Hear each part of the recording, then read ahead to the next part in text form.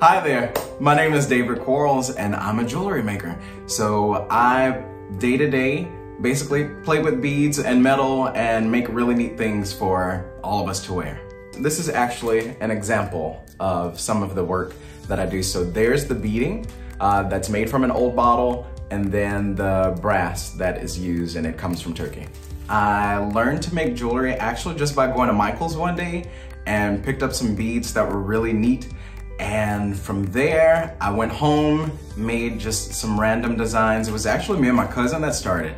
And we put together a whole lot of colors, and we thought, you know what, we might want to sell this. All right, so some of the types of jewelry that I make, of course, as I mentioned, the bracelets that are here, but I also make earrings as well as necklaces, and some of the necklaces may be a little bit more simple, so just easy beading. And then the other more ornate necklaces will require a little bit more work, but they are kind of like shields. So here are all of the colors that I use, and I particularly like using this shape because it reminds me of a rising sun, and that's actually what inspired the colors for this. One thing that I do is make sure that I have music playing, and I have a funny ability that's called chromesthesia. So I process music through sound and color. So I actually, and I know this may sound odd, but I hear color and see sound.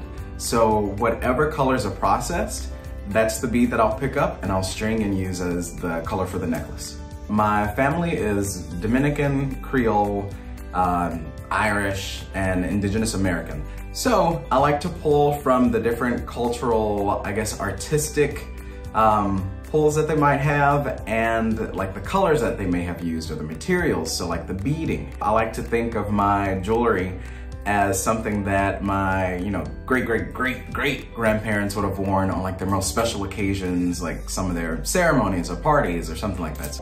My parents told me that when I was little, I would always gravitate towards things that were the most colorful. So I would go to flowers, and I guess that's kind of what inspired my shirt today. But I would go towards the most colorful things, and they said that one day there was like a pen and pad that was on the table, and I just started doodling. And even to this day, I go to sleep with a pen and pad next to my bed because sometimes I'll have a dream and I want to remember it, and it might be something really neat, really cool.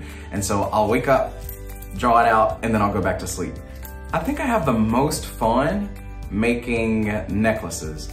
And I say that just because when I do put on the music and I let the music influence the colors that I choose, once I get to a certain point to where I think it's complete, there's always a part of a song, or there's always a thought or a memory that triggers, nope, you're not finished, maybe if you add this line of beading.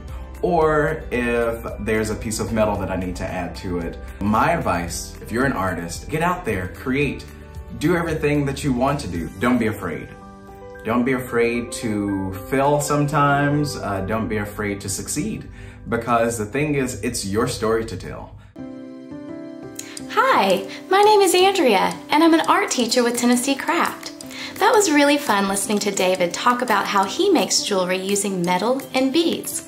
It's also really interesting to think about how his influences, such as his family heritage, music, sound, color, all contribute to his creative process. We're going to learn from David today, channel our creativity, and take basic beading to the next level, using simple steps, techniques, and materials.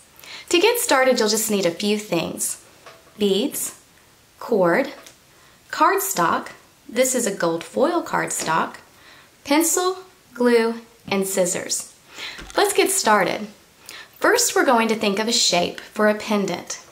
I was particularly drawn to the half moon shapes that I continually saw in David's work, so that's the one I'm going to do. I'm going to fold my cardstock in half. To get the half moon shape, I can actually use something like a cup to trace. So I'll do that, and once I have it traced, I'm going to cut it out. Keeping the fold for this design is very important, because the fold is where the cord is going to be strung through. Once I have it cut out, I'm going to apply glue to the entire inside, and then take my cord and run it through the fold. just like this. Once you've put it together, press firmly, and we're going to let it dry. This is just one shape you might do, but there are many other things that you can think of. Here are a few that I did with some of my students. You can see you can do all different kinds of shapes and designs, and that's just the beginning. Once you get your pendant made, you can string beads. And if you noticed in many of David's designs, they were beautifully layered. Wouldn't these look pretty all worn together? Let me show you how you could layer them into one necklace. We're going to take this strand of beads with this strand and a pendant. To put them together, we're just going to string a single bead onto 2 cords and push it to the bottom. Repeat that process on the other side, just like this. And we'll string this one all the way to the bottom. Now, as you can see, we have a beautiful piece that's multi-layered, like many that you see in David's work.